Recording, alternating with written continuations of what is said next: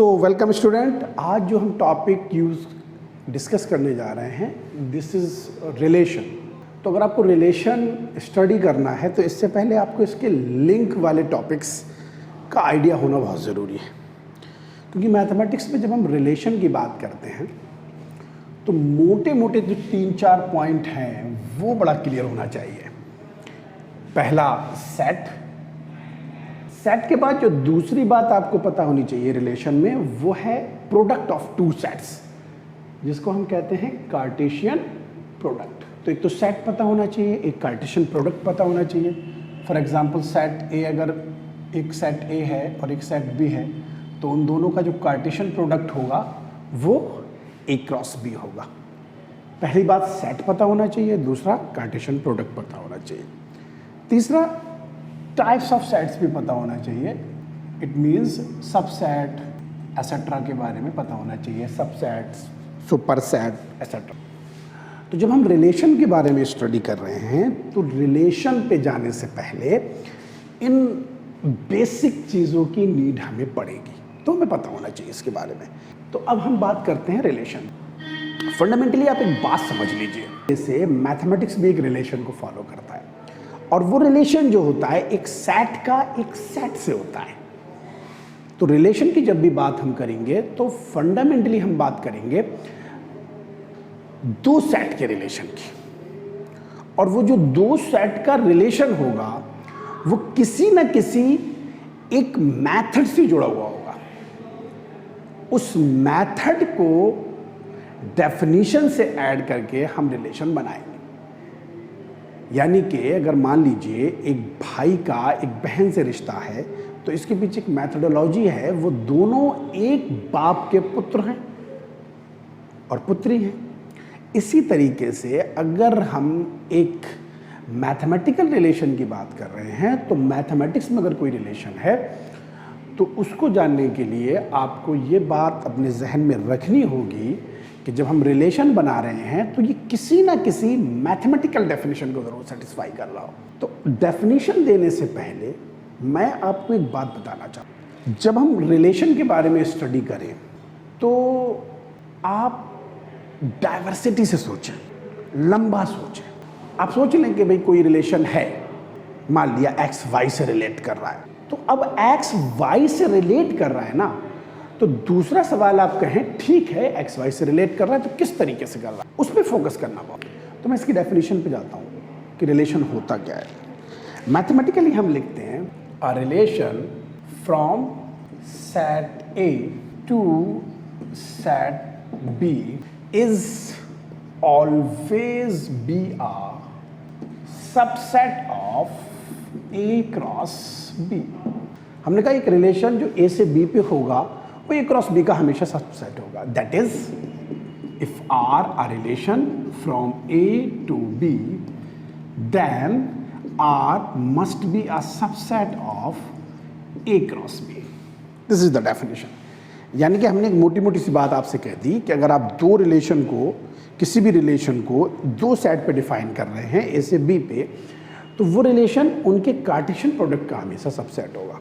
तो अगर वो हमेशा सबसेट होगा तो कितने तरीके से हम उसको डिफाइन करें। ये डेफिनेशन हो गई। अब मैं आपको इस डेफिनेशन के रिस्पेक्ट में एक एग्जांपल नोट करता हूँ। मैंने एक रिलेशन लिया from A to A, okay, here A is a set from set of natural number from 1 to 10, okay. और इसको डिफाइन करने के लिए मैंने एक डेफिनेशन दी। तो if R is a relation from set A to A where set A is 1 to 10, तो मुझे कोई ना कोई डेफिनेशन देना पड़ेगी अगर R set A से A पे डिफाइन होता है। जैसे ही आप A को A पे बोल रहे हैं ना, तो इसका सीधा सीधा मतलब हो गया R सबसेट होगा A क्रॉस A का। अब A क्रॉस A में कितने नंबर्स पॉसिबल हैं? अगर आप A क्रॉस A की टेबल बनाएं तो उसमें नंबर कितने आएंगे कार्टेशियन प्रोडक्ट में? 1 1 से रिलेट करेगा, 1 2 से, 1 3 से, 1 4 से एंड सो ऑन, 1 10 से, 2 1 से, 2 2 से एंड सो ऑन, 2 10 से एंड सो ऑन, 10 1 से, 10 2 से रिलेट करेगा एंड सो ऑन, 10 10 से। ये पॉसिबल 10 by 10 का हमें कलेक्शन मिलेगा, यानी 100 एलिमेंट्स मिलेंगे। अब ये जो रिलेशन है ना, ये डेफिनेशन पर डिपेंड करेगा। ये कोई भी रिलेशन क्यों ना हो, वो इन 100 एलिमेंट के बाहर नहीं हो सकता। कोई भी डेफिनेशन दे। अब मैंने एक डेफिनेशन दिया आपसे, such that R is a relation of x, y such that x is equal to 2y minus 1, or you can say y is equal to 2x minus 1. Okay? So in that case, ये जो relation आपने लिख दिया है, ये relation basically क्या है? ये रिलेशन आपका मैथमेटिकल लैंग्वेज में लिखा। तो जैसे कि हम सेट को जब हम डिफाइन करते थे, तो सेट लिखने के हमारे पास दो अंदाज थे, एक था रोस्टर फॉर्म और एक था सेट बिल्डर फॉर्म।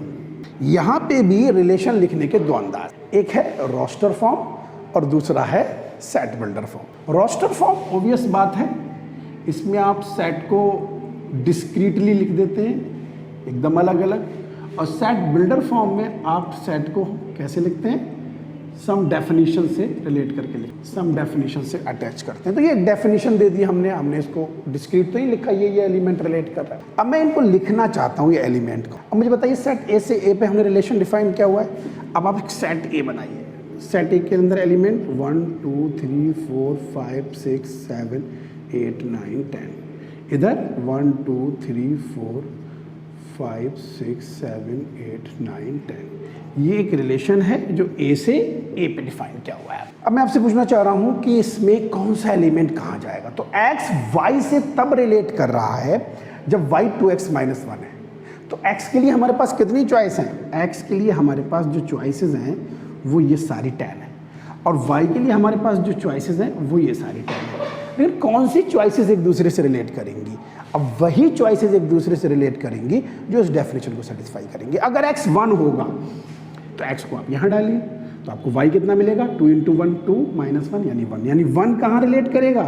1 1 से रिलेट करेगा, एक्सेप्ट 1 किसी से रिलेट नहीं करेगा अकॉर्डिंग टू आवर डेफिनेशन। तो ऐसे आपको चलना है। 2 किससे रिलेट करेगा? 2 रिलेट करेगा 3 से। 3 किससे रिलेट करेगा? 3 रिलेट करेगा 3 2 6 - 1 5 से। 4 किससे रिलेट करेगा? 4 2 8 - 1 यानी 7 से। और 5 किससे रिलेट करेगा? 9 से। 6 किससे रिलेट करेगा? 11 से। लेकिन 11 मेरे पास, तो जब 11 मेरे पास कोडोमेन में नहीं है तो हम ऑब्वियस बात है इसको नहीं देख सकते। तो अब आप अगर इसकी रोस्टर फॉर्म बनाने जाएंगे, इसकी सेट बिल्डर फॉर्म की रोस्टर फॉर्म बनाने जाएंगे, तो उसके अंदर कौन कौन से एलिमेंट आएंगे? 1 1 से रिलेट करेगा, 2 3 से रिलेट करेगा, 3 5 से रिलेट करेगा, 4 7 से रिलेट करेगा और 5 9 से रिलेट करेगा। इसके अलावा कोई एलिमेंट होगा? अब कोई भी चॉइस लिखिए, वो चॉइस इन 100 एलिमेंट में से ही होगी अगर आपका रिलेशन ए से ए पे। अब वो रिलेशन अगर ए से ए पे डिफाइन हो रहा है तो आपके पास 100 चॉइस हो गए। डेफिनेशन चेंज करिए, कितने एलिमेंट लेके आइए, कोई फर्क नहीं पड़ने का है। आपकी जो चॉइस होगी वो यहीं से होगी। जैसे फॉर एग्जाम्पल मैं और डेफिनेशन चेंज कर देता हूँ। मैं कहता हूँ R is a relation of x, y such that y is equal to 2x।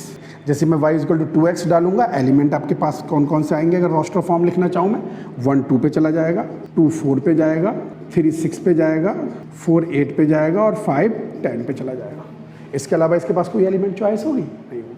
मैं कोई डेफिनेशन क्यों ना चेंज कर लूँ, वो हमेशा इन्हीं 100 एलिमेंट में से कोई करेक्ट। इसीलिए जब डेफिनेशन हम रिलेशन की लेते हैं तो हम रिलेशन को कहते हैं कि जब भी आप एक रिलेशन को एक सेट ए से एक सेट बी पे डिफाइन करेंगे तो वो रिलेशन हमेशा उन दो सबसेट के कार्टेशियन प्रोडक्ट के ही बराबर होगा।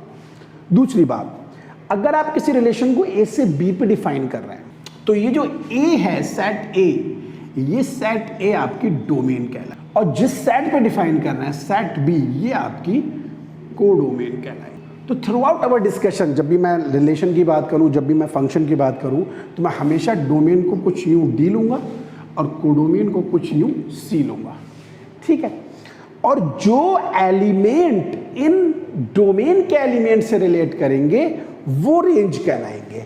यानी कि ये वाले एलिमेंट रेंज कहला रहे हैं। कौन से? 1 3 5 7 9। तो हमेशा जो रेंज होगी वो सबसेट होगी। So this is the definition of relation only. Okay. So let's discuss more example on relation. Thank you so much.